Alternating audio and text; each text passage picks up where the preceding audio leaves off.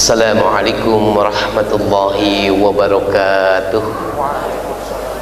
Kalau sudah bermanhaj tarjih, maka ada pembatasan dalam pembahasan. Kita tidak membahas tentang pendapat-pendapat yang lain, tapi kita akan membedah, yaitu korban berdasarkan manhaj tarjih. Karena ruh dalam pemahaman fikih Muhammadiyah itu harus didasari dengan manhaj tarjih. Di antaranya kajian Muhammadiyah itu harus berdasarkan Al-Quran dan Sunnah Al-Maqbulah. Sunnah Al-Maqbulah itu sunnah yang berdasarkan minimal hadis yang hasan. Kalau dulu sahihah berdasarkan sunnah sahihah, sekarang diganti dengan makbulah, karena hadis yang berkualitas hasan itu masih bisa digunakan sebagai dasar landasan kita beribadah.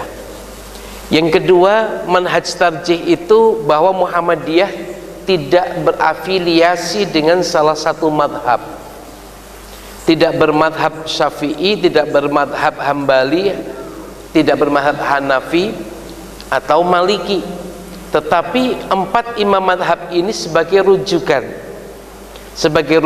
semuanya. Bila dari empat ini ada yang sesuai dengan Quran dan Sunnah Nabi, maka diambil. Maka ketika itu bertentangan, tidak sesuai dengan Al-Quran dan Sunnah Rasul, maka pendapat para imam ini tidak diambil. Hal ini berdasarkan semua imam mengatakan jangan taklid kepadaku. Bila ada di fatwaku, kitabku yang tidak sesuai dengan sunnah Nabi, maka tinggalkanlah fatwaku, tinggalkanlah pendapatku. Itu semua empat imam madhab itu berpendirian seperti itu. Baik, kita akan membahas tentang kurban. Ibu pernah dikurbankan? Ya, baik. Jemaah yang berbahagia,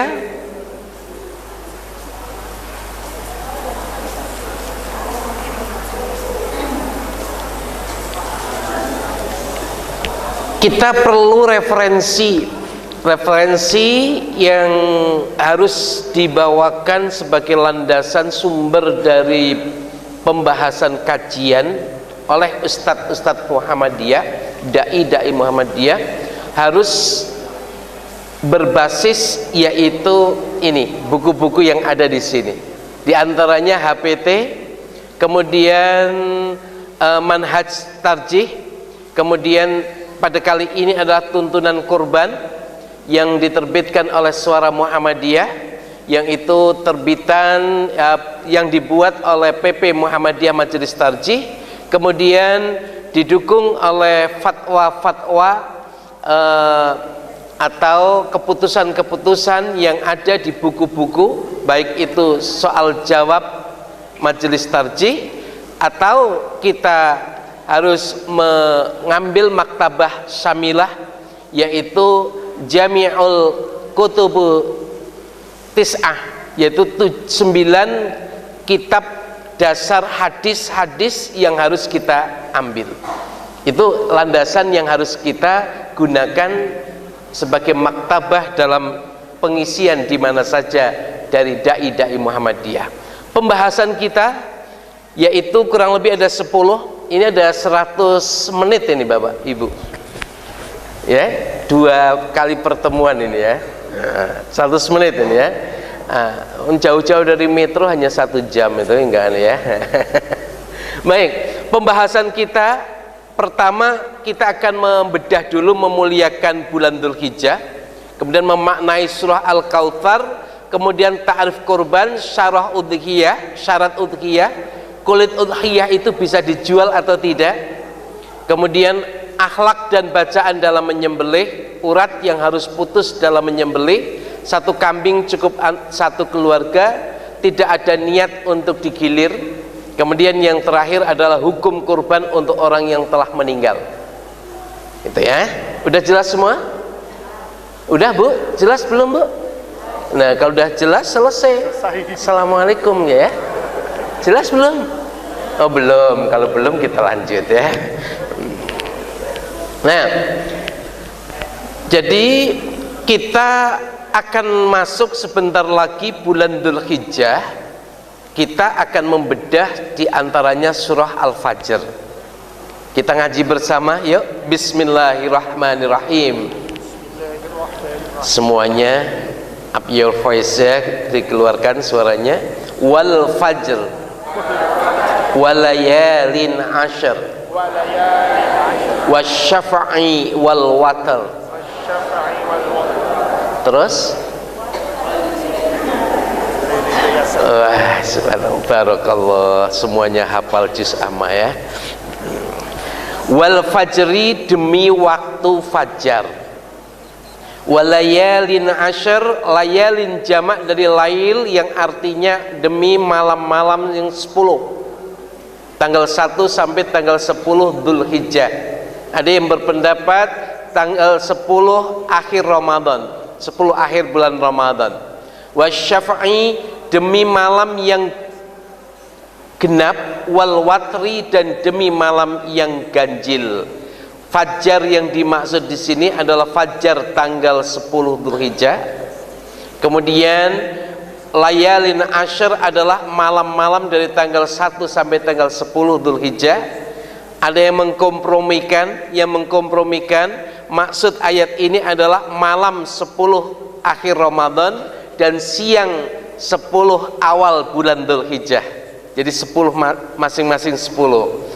Malam yang genap adalah malam tanggal 10-nya, hari nahar. Wal watr adalah malam ganjil, adalah hari Yaumul Arafah tanggal 9. Ya, maka dijelaskan di sini yaitu walayalil ashar, al murad, maksud dari ini adalah aslul Dzulhijjah kama qalahu Ibnu Abbas. Sebagai Ibnu Abbas dalam tafsir Ibnu Katsirnya disebutkan bahwa 10 awal Dzulhijjah yang dimaksudkan dari ayat ini, ya, Ibnu Katsir. Kemudian dalam riwayat Imam Ahmad itu disebutkan innal ashar, bahwa sesungguhnya 10 yang dimaksud itu adalah yaitu Ashrul Adha, tanggal 10 bulan Adha, yaitu di mana orang nahar, yaitu menyembelih di hari nahar itu. Wal watr yaumul Arafah, wasyafa'i yauman nahar.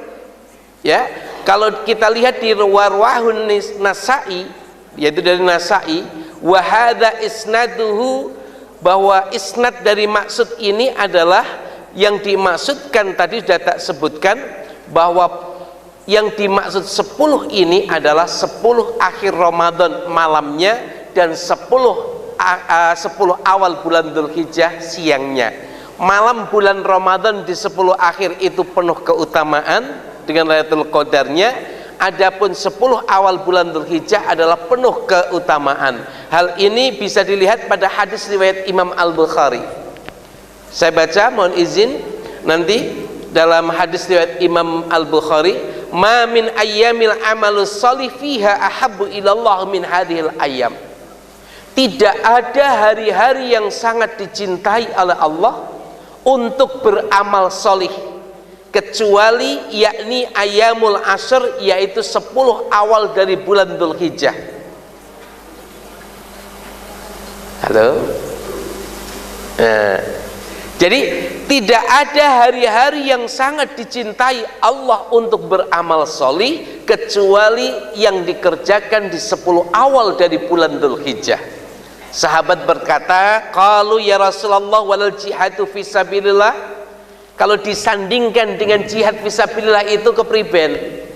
Bagaimana ya Rasulullah? Rasul menjawab, walal jihadu fisabilillah, bila disandingkan dengan amalan jihad fisabilillah belum bisa menyamai amalan-amalan solih yang dikerjakan di 10 awal dari bulan Dzulhijjah. Illa rajulun yakhruju binafsihi wa malihi falam yarji' min dzalika bisyai', kecuali orang yang keluar di medan jihad dengan harta dan jiwanya semuanya tidak kembali. Hartanya itu habis digunakan untuk jihad fisabilillah dan jiwanya gugur di medan pertempuran di jihad itu. Nah, maka itu baru bisa menyamai amalan yang dikerjakan dari tanggal 1 sampai tanggal 10 Dzulhijjah. Baik. Kemudian, dan kita harus memahami dan kita wajib memuliakannya, yaitu tentang bulan-bulan yang dimuliakan Allah. Ingat di dalam surah At-Taubah 36, inna iddatas syuhuri indallahi 12 syahran fi kitabillah. Bilangan bulan pada ketetapan Allah itu ada 12. Ada 12 bulan. Yang dari 12 bulan itu minha arba'atun hurum. Ada 4 bulan yang dimuliakan. Apa saja, Bu? 1 Januari.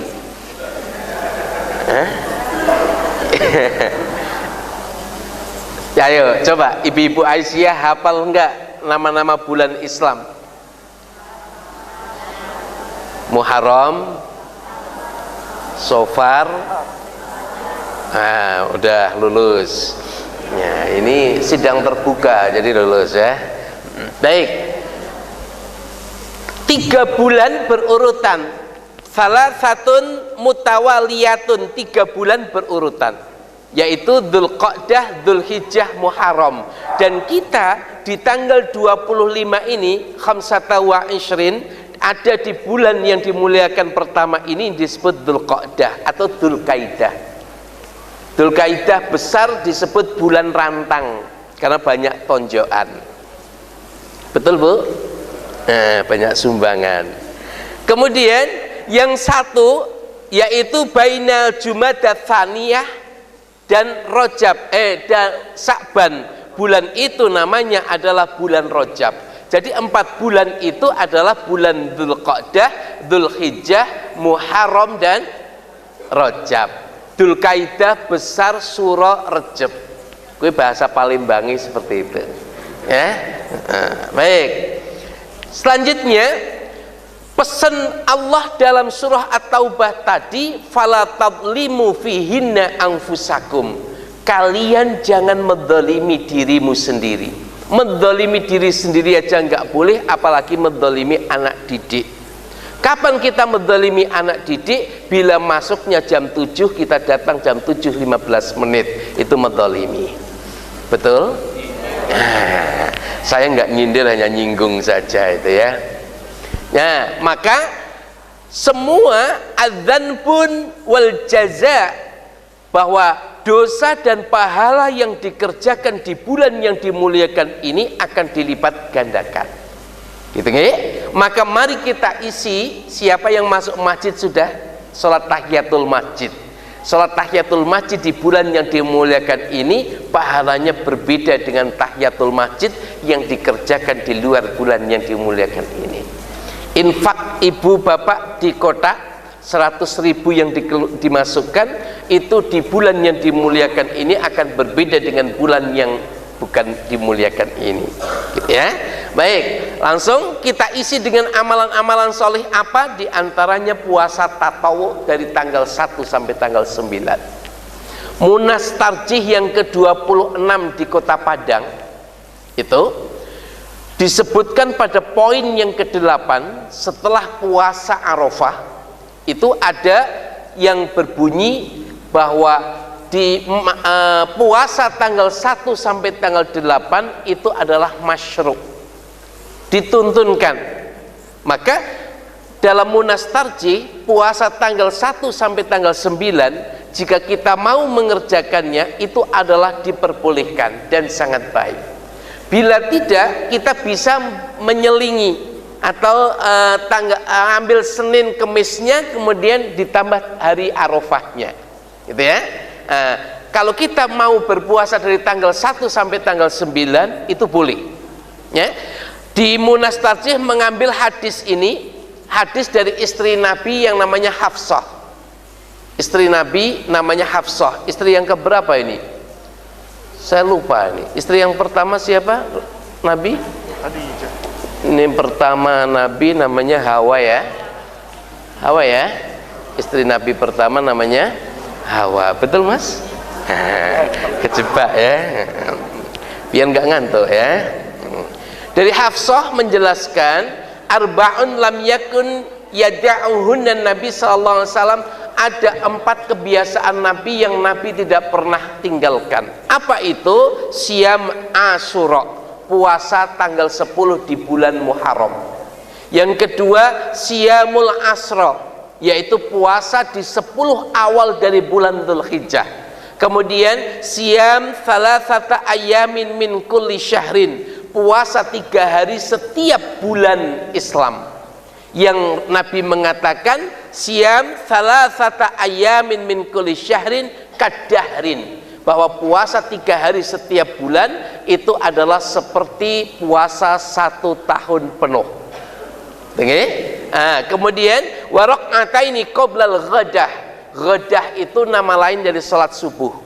Bapak Ibu, nama lain sholat subuh apa? Ghadah. Satu lagi apa? Fajar. Sahih, fajar. Sholat fajar itu sholat subuh. Maka kalau disebutkan sholat sunnah fajar adalah sholat qobliyah subuh, gitu ya. Terus jangan kaget, nanti ada hadis yang diriwayatkan oleh Aisyah. Aisyah istri Nabi yang ke berapa? Terakhir. Pertama siapa? Hawa. Ya, makasih ya. Ma ra'aitu Rasulullah sallallahu alaihi wasallam, aku tidak pernah melihat Rasulullah sallallahu alaihi wasallam shaiman fil ashri qattun, sekalipun sehari pun itu Aisyah tidak pernah melihat Rasulullah puasa di 10 awal bulan Dzulhijjah. Hadis sahih ini wa dzakara Syaukani fil juz'i rabi, Imam As-Syaukani dalam Nailul Athornya itu menyebutkan hadis ini dan membahasnya. Di antaranya mencuplik dari pendapat Imam Ahmad bahwa maksudnya bahwa ketika ada di Aisyah Rasulullah tidak berpuasa, dan ketika di istrinya Hafsah Rasulullah berpuasa. Dalam syarah Imam Al-Bukhari, Al-Hafidz Ibnu Hajar Al-Asqalani itu menerangkan bahwa Nabi SAW meninggalkan puasa ketika beliau suka melakukannya, maka beliau berpuasa. Ketika sedang tidak suka dia meninggalkannya. Ketika ada di Aisyah dia tidak berpuasa, ketika ada di Hafsah dia berpuasa. Hal ini dikarenakan agar umatnya tidak mengira bahwa puasa tanggal 1 sampai tanggal 8 itu adalah puasa wajib. Baik, yang selanjutnya kalau Imam An-Nawawi, nanti bisa dibaca, Imam An-Nawawi juga menjelaskan sama. Terkadang Rasulullah berpuasa, terkadang tidak, maksudnya gitu Imam Nawawi dalam Al-Majmu'nya ya. Kemudian Asy-Syaukani tadi yang tak sebutkan, ini tak tuliskan sumbernya, yaitu Nailul Athor jilid 4 halaman 283 ya. Baik, kemudian diceritakan pula dari istri-istri Nabi yang lain, bahwa istri-istri Rasulullah yang lain menceritakan kana Rasulullah sallallahu alaihi wasallam yasumu tis'a Dzulhijjah, bahwa Rasulullah itu biasa puasa 9 hari di bulan Dzulhijjah gitu. Maka dengan demikian kita bisa mengambil pelajaran dari apa yang telah kita kaji ini. Maka 10 awal bulan Dzulhijjah kalau kita mau berpuasa dari tanggal 1 sampai tanggal 9, boleh enggak? Boleh, silakan kita berpuasa. Dan yang biasa berpuasa sahabat Nabi adalah Ibnu Umar. Ibnu Umar. Kemudian puasa Arafah, singgung sedikit. Tak tanya, puasa Arafah itu berdasarkan wujudul hilal negeri setempat atau karena berdasar orang wukuf di Arafah? Ayo jawab. Sumu liwukufil Arafah, ada hadisnya. Berpuasalah kalian ketika melihat orang-orang wukuf di Arafah, ada? Anda ada. Adanya apa? Sumu li ru'yatihi. Berpuasalah kalian kau melihat bulan. Melihat bulan zaman sekarang dengan zaman dulu enggak sama. Ibu bisa melihat suaminya pulang dari Jawa kalau dari depan pintu, betul? Tapi sekarang enggak. Ibu bisa mengetahui wujudul suami, ya, wujudul suami itu dengan Google lokasi udah. Ketika saya lihat, wah dia masih di Bakauni, ya, berarti belum wujudul Lampung ya. Ketika sudah masuk ke Bakauni, wah udah wujudul suami ini, udah masuk suami, tapi belum dilihat oleh mata, tapi secara ilmu itu sudah. Nah itu zaman sekarang. Kalau masih menggunakan zamannya Nabi, ya wujudul hilal itu dengan ru'yatul hilal mata itu sendiri, ya. Jadi puasa Arafah itu berdasarkan wujudul hilal negeri setempat, itu manhaj tarjih.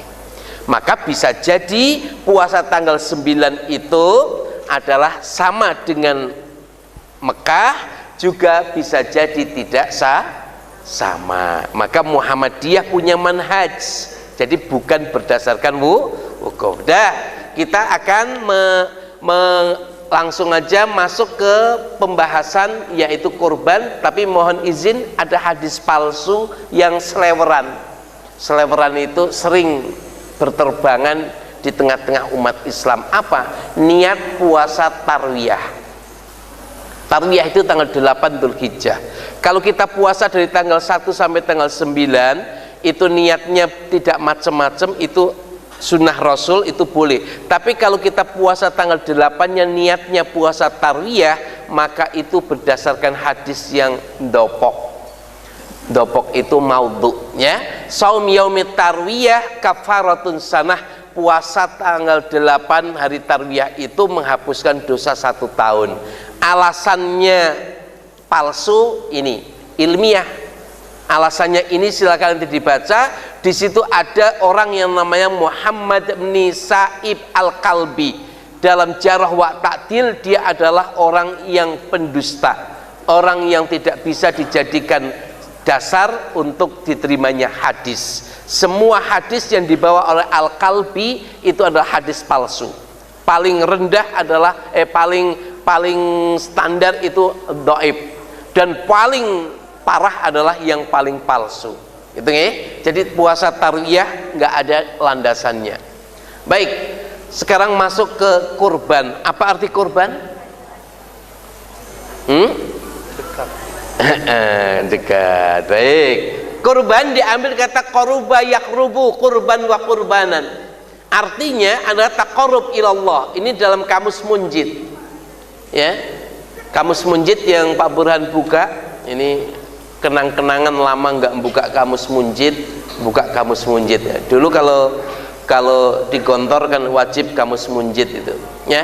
Jadi taqarrub ilallah bil kurban, bahwa mendekatkan diri kepada Allah dengan kurban. Al kurban ma yataqarrabu bihil abdu ila rabbih. Apa yang dikeluarkan untuk dikurbankan dengan tujuan agar dekat dengan Sang Khalik penciptanya. Itu arti kurban. Baik ya. Kita bedah surah Al-Kautsar. Seakan-akan ayat ini menegur kita, menyadarkan kita, hai manusia, semua nikmat yang kau nikmati di dunia ini adalah pemberianku, ya, dari aku, dan itu sumbernya adalah Ar-Razzaq, Allah yang memberi rezeki. Nah, paham wahai manusia? Paham. Misalkan gitu. Maka di sini menggunakan Al-Kautsar. Al-Kautsar itu dalam bahasa Arab jarang digunakan, ya, karena jamak dari katsir itu aksar. Al-Kautsar, orang Arab menggunakan kalimat Al-Kautsar ini apabila jumlah itu sudah tidak bisa dikalkulasikan dengan ilmu dunia dan kualitasnya sangat tinggi, maka jumlah itu digunakan kalimat Al-Kautsar. Ketika Allah menggunakan kalimat Al-Kautsar, ini maknanya adalah ini, yaitu bahwa nahrun fil jannah bisa dijelaskan itu sebagai sungai di surga, dan juga diartikan al khairul katsir fid dunya wal akhirah, kebaikan yang sangat banyak di dunia dan di akhirat, baik itu minan nubuwah dari tentang kenabian, Quran, kenikmatan-kenikmatan lainnya yang ditanyakan oleh Allah dalam surah Ar-Rahman adalah 31 kali dengan kalimat fabi ayyi ala, nikmat Tuhanmu sing ndi yang kau dustakan. Nah, ketika kita sudah memahami nikmat, maka nikmat harus membawa syukur. Bukti syukur itu refleksi amaliyah sholih yang dibuktikan dengan amalan ibadah. Satu namanya sholat, fasoli, fa itu menunjukkan kesegeraan, bahwa ibadah sholat itu dan ibadah korban itu segera dikerjakan. Karena apa? Bisa jadi nanti setelah ada kemampuan kita nggak mampu lagi. Ketika kita ada kesempatan nanti tidak ada sempat lagi. Ketika kita masih hidup bisa jadi kita mati. Kita sering mendengar mangkana lahu sa'ah walam yudhah fala yaqrabanna musallana. Sapa wonge kang duweni kemampuan, siapa yang punya kemampuan tapi belum mau korban, maka jangan dekati musola kami. Musola itu solat, tempat solat, menggunakan isimnya, menggunakan fiilnya sholat, isim makannya musola. Kalau masjid itu diambil dari kata sajadah, isim makannya adalah masjidun, tempat sujud. Kita mulai apa yang harus kita kerjakan ketika mau berkorban. 10 awal dari bulan Dzulhijjah kita tidak memotong jari. Apa? Ya, yang fokus membetulkan, tapi yang nggak fokus mantuk-mantuk. Ya, tidak boleh memotong jari, memotong kuku, dan tidak boleh memotong apapun yang itu namanya rambut nggak boleh dipotong.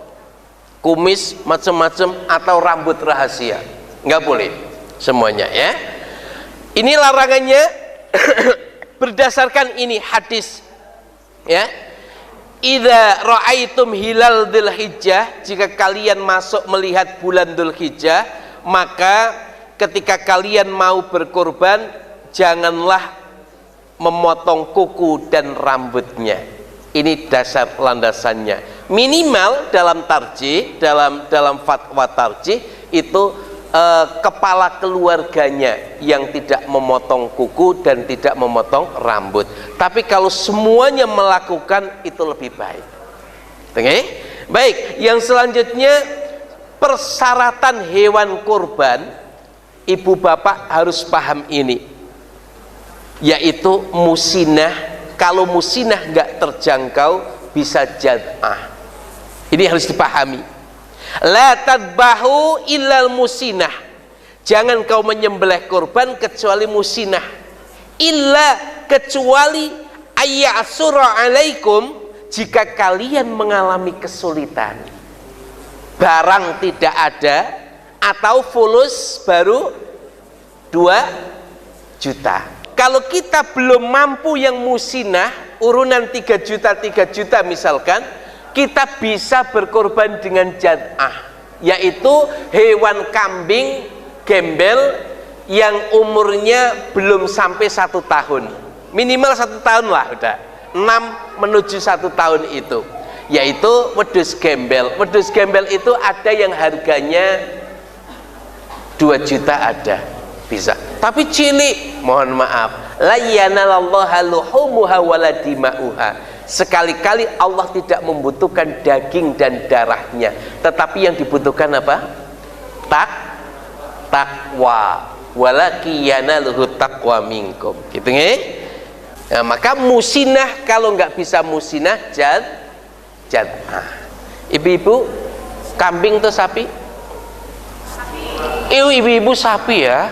Ya Allah. Hah? Iya, maksudnya kurbannya itu betul ya.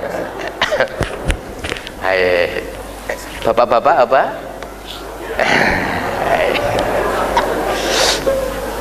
Empat cacat yang tidak dibolehkan pada hewan kurban apabila cacatnya itu betul-betul tampak, apalagi cacat yang dari lahir. Ada cacat yang makruh, ada cacat yang sangat diharamkan. Cacat yang diharamkan itu cacat yang dari kandungan, itu udah cacat permanen ya. Kalau kecelakaan sudah dibeli mau dibawa ke tempat penyembelihan, karena metro kan jalannya jelek, jadi keseleo, nah, cacat boleh nggak? Boleh, itu ya. Baik, pertama arja'ul bayin, pincang yang nyata. Aura bayin, buta sebelah saja nggak boleh, apalagi dua-duanya. Maradin bayin, sakit yang jelas, kambingnya kena DBD, nah, misalkan gitu. Sakit apa ini namanya? Kuku ya, itu. Iya, atau ajfaul kasir, kering. Sapi yang kurus, kambing yang kurus itu nggak boleh untuk kurban. Namanya kurban tulang gitu ya. Nah ini ya, dasar hadisnya ini nggak tak baca, pokoknya ada dasarnya. Benarkah kurban satu kambing bisa untuk satu keluarga?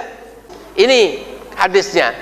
Sa'altu Aba Ayyub Al-Ansari kaifa kanat ad-dhahaya ala ahdi Rasulillah sallallahu alaihi wasallam.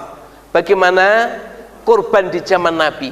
Kira-kira gitu. Faqala, dia menjelaskan, karena rajulu, manusia itu mengeluarkan kurban, menyembelih, yudhahi bisyatin, dengan satu domba, satu wedus, anhu, baginya, wa an ahli baitihi, untuknya dan juga untuk satu keluarga, fayakuluna wa yud'imuna, dan dia memakannya ya, memakannya. Jadi satu kambing itu bisa untuk satu keluarga, walaupun keluarganya itu lebih dari 100 boleh. Ada yang mentafsirkan keluarga itu adalah keluarga yang sudah meninggal pun akan mendapatkannya, karena ibadah anak solih, doa anak solih yang mendoakan orang tuanya, amalan anak solih, hasil dari pendidikan orang tua karena menyekolahkan, itu akan terus mengalir jariah itu gitu nih. Jadi satu kambing, kalau 10 orang anggota keluarga kurban semua kambing boleh nggak? Kalau satu sapi hanya 5 orang boleh nggak? Satu sapi 1 orang boleh nggak? Boleh. Jadi 7 itu adalah maksimal. Baik, sekarang adab menyembelih hewan kurban. Sekarang mulai tempat menyembelih. Rasulullah itu menyembelih di tempat manharin Rasulullah SAW, bahwa Rasulullah menyembelih di tempatnya ya, yanharu fil manhari, di tempatnya. Ada yang menerjemahkan musola, tempat yang layak untuk menyembelih. Di pelataran masjid boleh enggak? Kalau itu apa, kesehatan terjaga, tidak menimbulkan mudarat dan lain-lainnya, itu boleh. Oh, di mana saja boleh. Di tengah jalan boleh enggak? Jangan ya, jangan mengganggu umum, itu enggak baik gitu ya. Terus menghadapkan ke arah kiblat itu Rasulullah tidak menganjurkan, tidak ada hadis yang menjelaskan, hanya ini perbuatan yang dianjurkan oleh Ibnu Umar. Maka dalam kaidah fikih ini adalah namanya mustahab, menyembelih menghadap kiblat. Anna Ibnu Umar kana yakrahu, Ibnu Umar itu benci memakan makanan sembelihan yang tidak disembelih menghadap kiblat gitu ya. Nah, baik. Terus tidak menggunakan tulang atau kuku, nggak boleh. Kuku atau tulang belum putus, boleh nggak? Nah, nggak boleh. Jadi memakai tulang, memakai kuku, gigi itu nggak boleh. Nah, nggak boleh ya, digigit itu nggak boleh. Jadi harus menggunakan senjata tajam yang disiapkan. Baik, cara menyembelih hewan kurban secara ihsan. Ihsan itu apa? Ihsan itu apa? Baik, lembut. Orang yang berperilaku ihsan itu orang yang lemah lembut.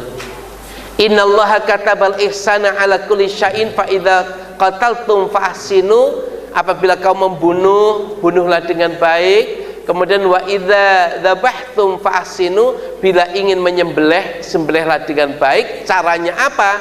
Wal yuhidda ahadukum syafratahu falyuhdid. Maka diperintahkan untuk menajamkan pisaunya, goloknya, gitu ya. Ini apa yang dibaca?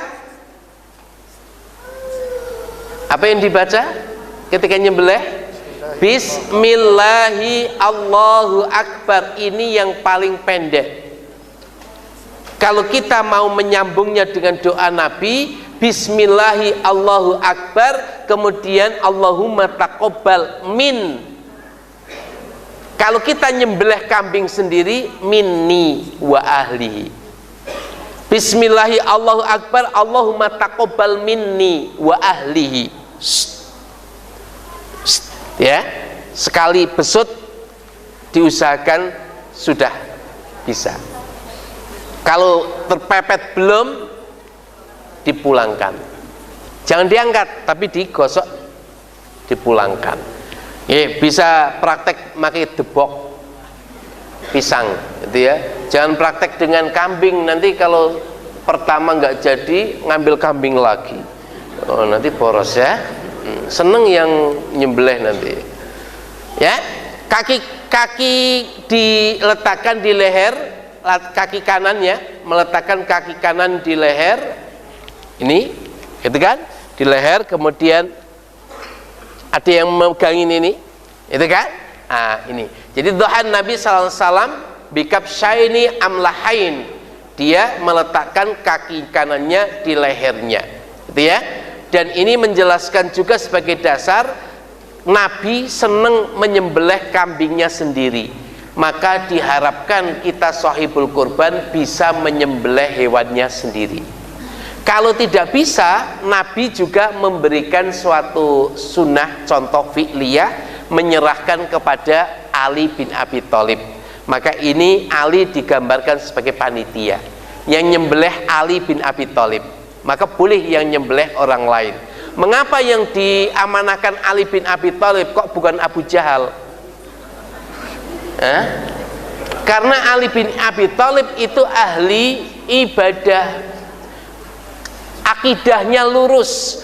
Yang wajib putus kita harus tahu, ya. Yang wajib putus harus kita tahu, yaitu ini. Kita menggunakan bahasa biologi.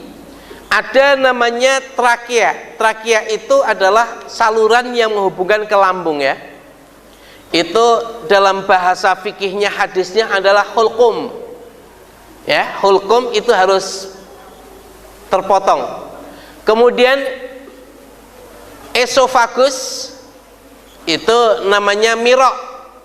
Mirok itu adalah apa namanya itu? Kerongkongan, ya. Apa itu? Saluran tenggorokan, ya. Vena. Vena itu ada dua. Ada vena, ada arteri. Arteri itu yang disebut dengan wadahani, wadajani, ya. Dua urat namanya vena. Itu aliran darah. Itu harus rantas juga. Darah vena dan darah arteri itu harus rantas. Kalau ada yang tidak rantas, maka ini tidak sempurna penyembelihan itu. Maka penyembelih itu memang harus kursus. Maka di metro ada kursus. Dan jangan terlalu ke sini. Hewan yang disembelih terlalu ke sini itu matinya sulit, lama. Kalau nggak percaya silakan motong ayam terlalu ke sini, nanti udah potong jalan-jalan. Gitu ya, agak ke sini, ya.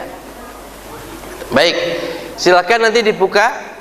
Kemudian ini hadisnya, gambar tadi hadisnya ini, ya, maksudnya gitu. Pak Burhan tidak akan membaca dan membedah, tapi gambar tadi terjemahan dari hadis-hadis ini, gitu ya.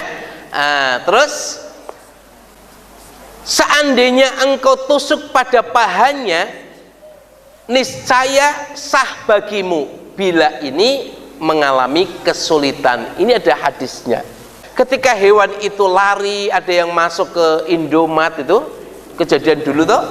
Nah, ada yang masuk ke pasar itu ya, masuk ke mana itu boleh ditembak. Bahasa dulu ditusuk karena belum ada bedil. Kalau kita mau literasi berarti harus ditusuk, itu panah itu ya. Nah, sekarang menggunakan senjata boleh. Apa hukum menjual kulit hewan kurban? Boleh enggak? Boleh enggak kulit kambing disedekahkan ke fakir miskin? Sekarang kasusnya ketika kulit itu diberikan ke fakir miskin, Mamas misalkan belantik kulit, melihat fakir miskin banyak yang diberi kulit kambing. Mamas tahu fakir miskin itu nggak tahu harga kulit. Tak tanya sekarang, Mamas mau membelinya dengan harga setinggi-tingginya atau serendah-rendahnya? Berat masalah, Pak.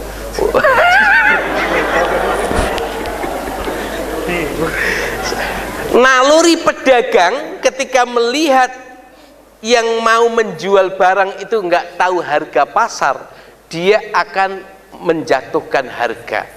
Betul nggak? Ini. Tapi kalau pedagang muslim seperti Mamas, ini sulit untuk menjawab. Berat. Nah, untuk menghindari kemudaratan ini, panitia ambil langkah, yaitu dengan menjualkan, bukan menjual. Kalau menjual untuk dirinya sendiri, tapi kalau menjualkan hasil jualnya untuk, berarti menjual boleh nggak? Boleh. Kalau menjual itu bukan disak oleh sohibul kurban atau tidak disaku untuk panitia, boleh. Maka fikih Muhammadiyah itu enggak dirajang-rajang, justru mengumpulkan di butter. Tapi daging baterannya itu, masa orang yang enggak pernah makan daging dikasih kulit, kasihan dong. Di butter Muhammadiyah itu manhaj tajihnya. Kemudian hasil baterannya diberikan ke fakir miskin. Itu ada fakir miskin nggak makan daging kambing, nggak makan daging sapi, maka dibater dengan ayam kampung. Boleh nggak? Boleh. Itu hak mereka. Panitia hanya membantu. Ini catatannya, panitia itu tangan panjangnya mereka, gitu. Jadi itu sudah di luar dari korban. Itulah fikih Muhammadiyah, tarjih gitu. Menjualkan boleh, tapi menjual untuk disaku yang korban enggak, Bu. Dijual untuk membayar orang yang nyembelih enggak, Bu. Enggak boleh. Gitu. Itu arti menjual dalam Muhammadiyah. Terus yang selanjutnya, Bapak Ibu, dianjurkan sahibul kurban makan daging kurbannya sendiri. Dalilnya ini, fa idza wajabat junubuha fakulu minha. Apabila kurbanmu sudah roboh, makanlah dari kurbanmu. Ulama-ulama sepakat sepertiga, jangan lebih sepertiga lah, kasihan, apalagi 50%. Ya, korban kok ngambil 50%, namanya titip jagal ya. Disunahkan makan daging kurbannya sendiri. Maka tekniknya ada caranya. Ini rombongan sapi berapa? Ya, siapa? Sapi ini siapa? A, B, C, D, E, F, G. Ini 7 orang ini setelah mati roboh, ambil sepertiganya, kemudian dibagi 7 orang tadi. Kemudian setelah diambil daging itu dikelompokkan dengan sapi yang lain yang telah diambil sepertiganya. Itu dia akan murni mengambil dagingnya sendiri. Tapi kalau pokoknya sapi dibelah semua, nanti yang korban dibawahi plastik sekian. Itu bisa jadi nggak makan daging korbannya sendiri. Juga dilihat dari faktor keadilan, nggak adil. Sapi harganya 17.000 dengan yang korban harganya 30.000, 30 juta maksudnya, 17 juta dengan 30 juta, pulang bawa plastiknya sama, bobotnya sama, jumlahnya sama, nggak adil. Maka ketika yang harga 17 juta diambil sepertiganya dapat sekian kilo sesuai dengan beratnya. Ketika yang harganya 30 juta maka bobotnya akan lebih, maka dia akan membawa sepertiganya lebih banyak, gitu kan? Biasanya kan manusiawi toh, ada orang yang iri toh. Kalau nggak iri nggak apa-apa. Kadang-kadang itu kurbannya sapi cilik kok podo wae nggawane. Guys, gitu ya. Maka sunnah hukumnya untuk memakan daging kurbannya sendiri kalau dia itu tidak ada alergi, tidak ada pantangan. Terus daging dimasak untuk panitia boleh nggak? Dijawab oleh tarjih.or.id beberapa hal mengenai ibadah kurban. Boleh selama itu bukan upah, dan boleh selama itu tidak berpoya-poya, hanya sekedarnya untuk makan siang. Jadi bapak ibu yang kurban kalau mau ngambil sebagian sekedarnya saja untuk dimasak untuk makan semua yang ada di lingkungan itu ketika ngurus kurban, itu boleh saja ya, karena fakulu, tujuan kurban itu untuk dimakan, jangan berpoya. Tukang jagal panitia apakah diperbolehkan mendapatkan bekoteh? Boleh. Ini panitia karena kamu sudah jadi panitia tak kasih bagian. Boleh nggak? Nggak boleh kalau itu sebagai upah. Tapi kalau mendapatkan bagian dari kurban itu boleh. Tapi kalau mendapatkan bagian itu sebagai upah nggak boleh. Karena kalian sudah jadi panitia, ini tak kasih satu plastik, nggak boleh. Karena kamu panitia, ini tak kasih kulit. Karena kamu tukang jagal, ini tak kasih kepala, nggak boleh. Tapi kalau mau dibawani dengan ijab kabulnya itu bukan sebagai upah, itu boleh. Ada yang tukang nyembelih, Pak Yai, ini ada kepala, diolah ya Pak Yai ya, bukan sebagai upah, boleh nggak? Boleh. Tapi kalau itu sebagai upah nggak boleh. Maka panitia itu bisa diberi sebagai bagian, bukan sebagai upah. Karena itu sebagai bagian, dikasih 5, dikasih 10, dikasih 2 plastik, boleh-boleh saja. Tapi dikasih bukan sebagai upah. Paham nggih? Ijab kabul itu penting. Kurban sapi betina boleh nggak? Kambing betina boleh nggak? Boleh, tapi hati-hati. Karena kita nggak tahu, kambing kan nggak punya suami. Ya, walaupun nggak punya suami kan kambing kadang-kadang di kandang bareng, akhirnya hamil kan gitu. Jadi hati-hati kalau ada janinnya. Kalau misalkan terpaksa ada janinnya dimasak boleh nggak? Halal nggak? Bapak ibu jagal sapi, kurban sapi wedok, tiba-tiba ada isinya itu udah ada dagingnya, itu halal nggak dimasak? Halal. Ini hadisnya ini dari Abu Daud ya, ini diambil dari Maktabah Samilah. Jadi makanlah apabila kalian menghendaki, sesungguhnya penyembelihannya adalah dengan menyembelih induknya, sama halal. Jadi kalau ada yang tegel boleh direndang. Yang selanjutnya kurban atas nama mayit boleh enggak? Ini kurbannya untuk pendapat yang lain boleh, tapi manhaj tarjih tidak boleh. Ini dalilnya. Ya, dibahas di Fatwa Tarjih dan Jawab Agama jilid 3 halaman 174-75. Ya, tak baca, jika seorang tidak pernah bernadar untuk berkorban atau wasiat, maka tidak perlu meniatkan korban untuk orang yang sudah meninggal. Atau dengan kata lain, tidak perlu mengupayakan korban untuk orang yang sudah meninggal. Buku Fatwa Tarjih, ya. Dasarnya ini Bapak, wala tadhiyata anil ghairi bi ghairi idnihi wala an mayyitin illam yusi biha. Tidak ada korban kecuali ada wasiat dari orang yang mati itu ketika hidup berwasiat, atau yang masih hidup kita mengorbankan, itu juga tidak ada tuntunannya. Khadijah itu istri yang sangat dicintai Nabi. Ketika wafatnya bikin Rasulullah itu bersedih, namanya dinamakan tahun duka cita. Sampai malaikat Jibril mengajak jalan-jalan ke Sidratul Muntaha. Itu ya. Ya. Wala yajuzu anil mayyiti ala asahi ila ayyusabiha, bahwa tidak diperbolehkan berkorban atas nama mayit kecuali ada wasiat baginya atau nadar baginya. Dasar yang diambil Muhammadiyah, wa allaisa lil insani illa ma sa'a. Manusia hanya akan bisa mendapatkan apa yang telah diusahakan. Maka untuk itu bagaimana caranya?